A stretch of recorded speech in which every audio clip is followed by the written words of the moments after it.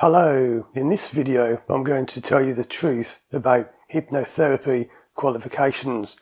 People often approach me and say, I'd like to work with you, but what qualifications do you have? And a lot of people email me and ask, I'd love to become a hypnotherapist myself, but how do you do it? What qualifications do you need? Well, let me make this clear. What I'm about to say is based on me being in the UK. This is different around the world. For example, in America, in many of the states, you're not allowed to call yourself a hypnotherapist unless you've got an advanced degree. So you have to be something like a doctor before you can become a hypnotherapist. Now in the UK, that isn't the case.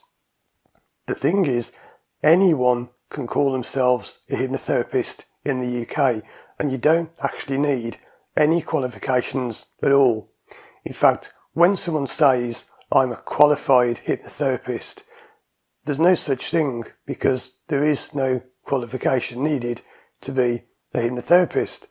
Now, before you start thinking, oh, well, you might be a con man, you're just saying this because you've got no qualifications, let me go through my qualifications, because even though you don't need them, I went through the traditional route, which you don't need to do, because I wanted to show people how enthusiastic I was and how professional I am.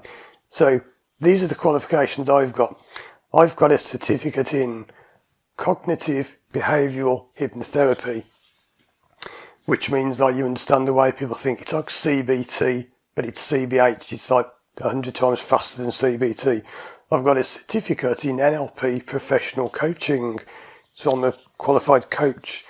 I've got a certificate in solution-focused counselling skills, solution-focused hypnopsychotherapy, a certificate in Ericksonian hypnosis. I have a certificate in rapid and creative hypnotic inductions. I've got a diploma in clinical hypnotherapy, and I've also got the big gold standard, best you can get, holy grail. Yes, it's the NCH HPD. That's the highest award you can get, which apparently only 25% of therapists have, and it's very tough to get. To get this, I had to go through, I had to write 30,000 words, answering loads of questions. I had to do 450 hours of practice. I had to do case studies with clients. I had to have it all assessed. Then it was assessed again independently. And the reason this is seen as the highest qualification is because it's, I don't know whether to say it's awarded or it's approved by the NCFE. So that's the National Council for Further Education. So this is the only hypnotherapy qualification that is independently recognised. So this is the only one, when I say there's no such thing as a qualification, this is the only one that is actually recognised by anyone, because it's independently assessed and awarded by the NCFE. So that's the NCH HPD by the NCFE. There's lots of letters and abbreviations. But why does that mean nothing? It means nothing. Now, I'm not going to downplay myself, okay? I worked hard to get all these awards and certificates. But if I'm sitting here working with a client, what good are they? They don't fix people's problems. It's me that helps them. And I can tell you this now, if you get someone who boasts about having this, I've got the best, I've got the HPD, who cares? Because I'll tell you something, when I got that, I knew nothing compared to what I know now. And I got that a couple of years ago, and I knew nothing. When I had to answer these questions, it was so funny. One of the questions you have to answer for this was, how would you answer your phone to a prospective client? And my answer was, hello. And I passed with that answer. In fact, I think I said something about I email people, I don't use the phone so much.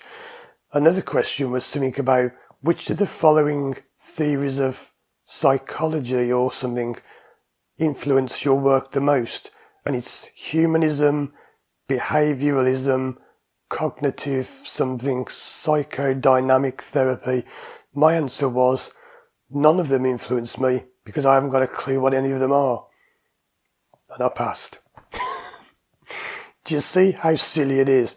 You see, when you get these awards and certificates, a great hypnotist once said to me, people who've got awards can tell you the inside leg measurement of the world's best hypnotists, but they can't hypnotise someone. And it's true. When I got those awards, I had no idea how to hypnotise someone. I would sit here saying things like, close your eyes, you're walking down the staircase, 10, 9, going deeper, deeper, deeper. That is such absolute nonsense. It's rubbish. Okay, these awards and certificates mean nothing. The level I am at now is so far beyond what I got when I had those. It's unbelievable. I know 100 times more now than I did when I got those.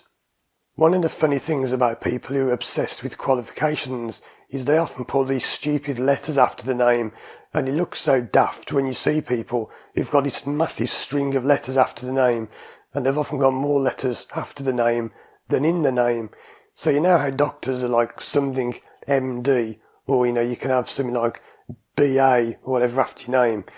I'm going to tell you what my name is now. These are the letters I've got after my name, and I can't even remember all of them. So these are officially what I'm allowed to use. ADI, MNCH, HPD, CBH, ES, SFH, and there's others. I've got such a massive string, I can't even remember them, and it goes on like, my name's here, then all these letters after my name, they mean nothing. Anyone can make up their own qualification. This is the thing.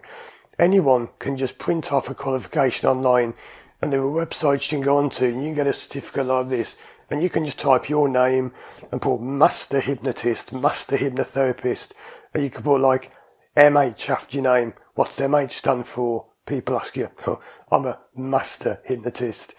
It's just self-awarded. None of these mean anything. These letters mean nothing. All these letters after my name I never use. I find it quite embarrassing when you see these people and they've got all these stupid letters after the name. Please don't do that. Just call yourself your name like I call myself Paul.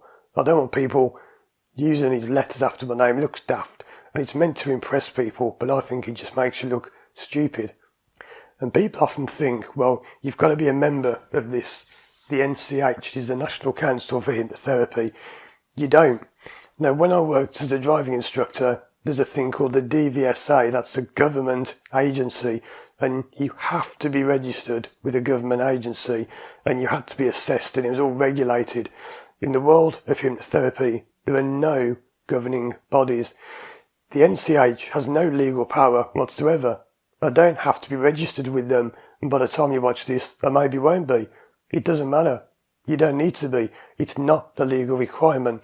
What is the NCH? It's a group of hypnotherapists who have all been trained quite basically, who all got together and formed a group, and then they charge people £70 a year to be a member. It's nothing to do with, being government approved or regulated. It's nothing to do with any of that. It's just a club. It's just a paid members club, and you get a magazine sent every 3 or 4 months, and that's it. It's not a government agency. So when people ask me nowadays, what qualifications do you have? I just send them to my results page. Go and look at the video testimonials I have from paying clients who have come to me, paid me, and got a result. That's what matters, that I can get people results. Who cares about all this stuff, all this paper? It means nothing, because I'll tell you now, if you go to a therapist who's just got qualifications, you won't fix your problem because they don't know what they're doing. When I did this one, the one I said about the Ericksonian one, I can't even find it now, this Ericksonian certificate. It's called Ericksonian because it's named after Milton Erickson, who was one of the greatest ever hypnotherapists. And when I went on that week, I wore this exact jumper because it's purple. And Milton Erickson was famous for wearing purple. And when I went on the course, no one even noticed or knew. I was sitting there thinking, I wonder if anyone else is going to turn up in purple. No one did. And I said to the teacher, have you noticed I'm wearing purple? And he said, yeah. And I said, well, we're on the Ericksonian week. Yeah. You used to wear purple. He didn't have a clue. This teacher who got nearly 30 years experience didn't have a clue that Milton Erickson used to wear purple. And then a few days later he came in wearing a purple jumper. Right, I'm not being big-headed, but I could teach the people who taught me a thing or two now. I've been on so much from this, I've progressed so much from this basic level of having bits of paper. I retrained with 2 other hypnotherapists after I qualified. Then I retrained with what we call a master. That's someone who's got so much experience and they can fix problems in like half an hour. That's who I train with now. And believe me, these bits of paper and qualifications mean nothing. There is a thing that says you're supposed to have these up on the wall in the background when you're giving sessions so people are impressed. Don't be impressed by pieces of paper. They are meaningless. When you get these and you qualify, it's like any other job. Imagine if you qualified as a plumber today. Are you going to be the world's greatest plumber the day you qualify? What about 5 years later when you've got some experience? 10 years, 15 years, 20 years I've been working with anxious drivers for. It's experience and results that matter. And if you want to go to someone who's got qualifications, great. But I'll tell you now, it won't work. Because to get these qualifications, it's just a box ticking exercise. You have to sit there and the teacher watches you. And you read a story off a piece of paper. You are walking down a staircase and you feel so relaxed.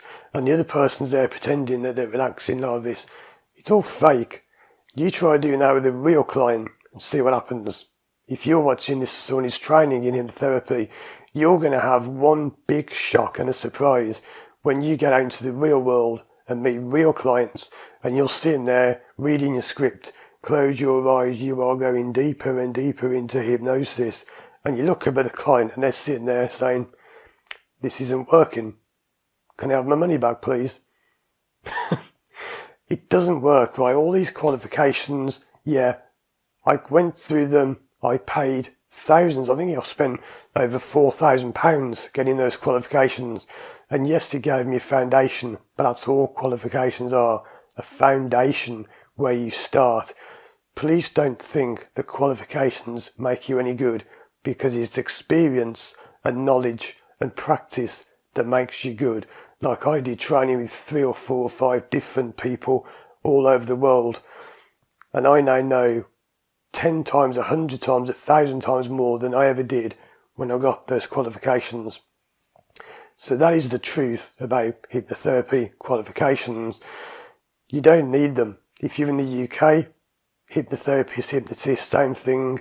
People have this snobbery about, I'm not a hypnotist, I'm a hypnotherapist. It's the same thing. People use the word hypnotist because it's accepted worldwide. You can be a hypnotist anywhere without qualifications as far as I know, but you can only be a hypnotherapist in certain countries.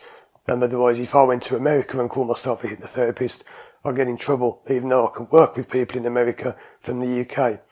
So don't put anything into qualifications. They are meaningless. People who've got them and boast about them, they're at the most basic level. They're just starting out.